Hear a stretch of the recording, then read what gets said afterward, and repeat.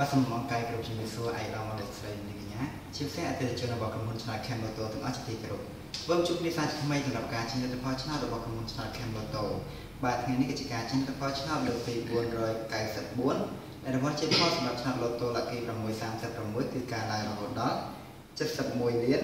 725,120រៀលបាទឥឡូវនេះមកកាហ្វេយូយើងចាប់ដើមជិះលទ្ធផលតែម្ដងជាដំបូងគឺធ្វើការចេញលទ្ធផលឆ្នោត 5D បាទសម្ត្រៀម1 2 3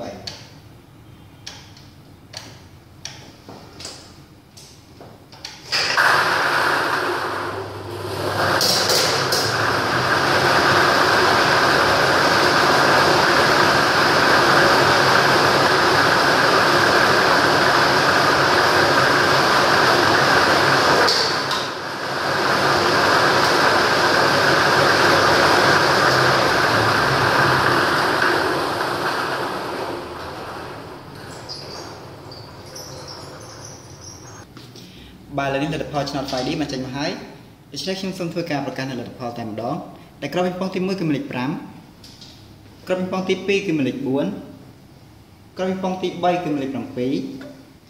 ក្របពីប៉ុងទី4គឺលេខ9និងក្របពីប៉ុងទី5គឺលេខ3បាទសូមបញ្ជាក់ម្ដងទៀតដែលក្របពីប៉ុងទី1គឺលេខ5ក្របពីប៉ុងទី2គឺលេខ4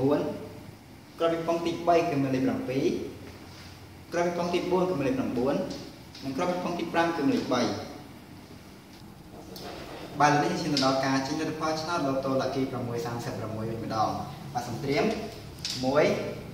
2 3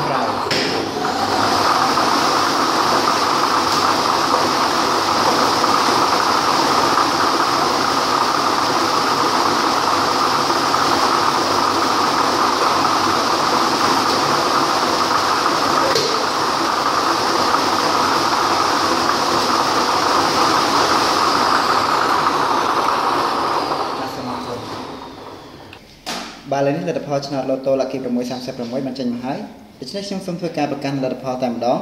តែក្របពីប៉ុងទី1គឺលេខ18ក្របពីប៉ុងទី2គឺលេខ23ក្របពីប៉ុងទី3គឺលេខ4ក្របពីប៉ុងទី4គឺលេខ10ក្របពីប៉ុងទី5គឺលេខ34និងក្របពីប៉ុងទី6គឺលេខ13